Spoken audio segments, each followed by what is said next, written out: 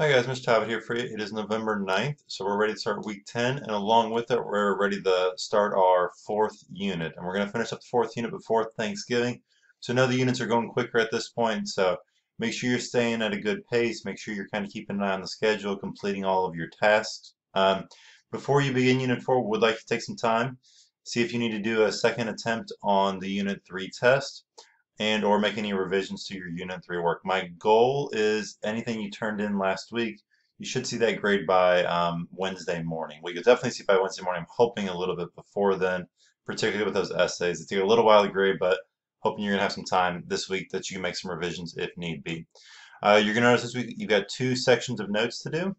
And then one assignment here where you're actually going to be doing an oral presentation by recording yourself talking about a response to the Industrial Revolution or a potential response our government could make nowadays to a challenge our world is facing. So that's kind of the plan. Remember, with all of our assignments, we have a tutorial video link there.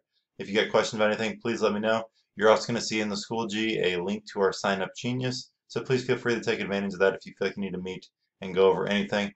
Have a wonderful week, and as always, I'm here to help you. Thank you.